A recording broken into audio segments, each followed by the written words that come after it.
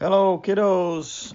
Well, the last few times in our devotionals, we've seen God giving Noah instructions about this big boat that he called an ark that he was supposed to make, huge boat, and that he was going to bring in two of all of the animals, a father and a mother of all the different animals, and he was going to bring them to the boat.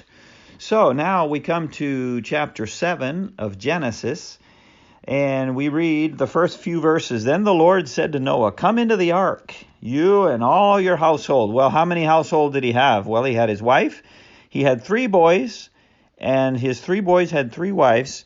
So there were 6 plus 2, there were 8.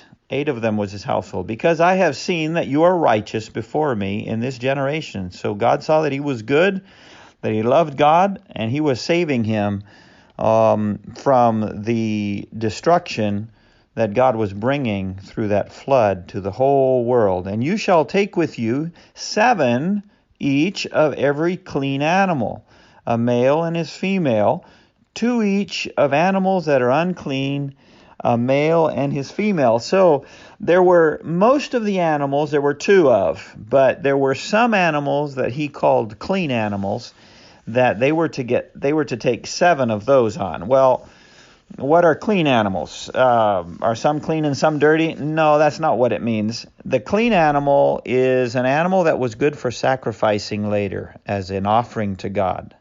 Okay, so remember all the way back Abel who sacrificed a lamb, and Cain did his fruit. Well, all the way through these years since that time, God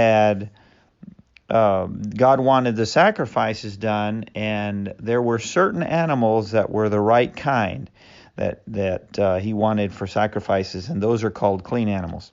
And then he said also 7 each of birds of the air, male and female, to keep the species alive on the face of all the earth. So 7 of the birds, and then 7 of the clean animals, and then 2 of the rest of the animals, which was most of the animals, okay? Most of the animals were 2 and 2.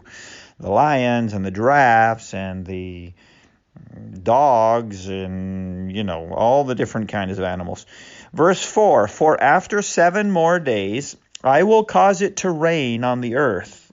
So I guess there was 7 days for them to get ready and to get all the animals in the ark and everybody in their rooms, and get everything organized and all the food. There were 7 days. And after 7 days, I will cause it to rain on the earth 40 days and 40 nights.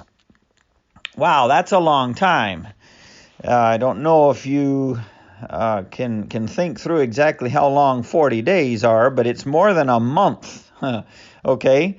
It's a whole bunch of days in a row, raining and raining and raining and raining and raining. After 40 days of rain, it would be very, very wet, even under normal circumstances. But this was an incredibly strong rain that began to flood everything, and water was coming up from the ground as well.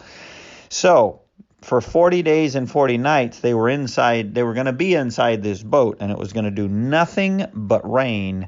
And he said, "And I will destroy from the face of the earth all living things that I have made." So God was going to kill all of the animals except for the ones in the ark. Now, was God happy doing that? Did God want to kill all the animals? Oh, no.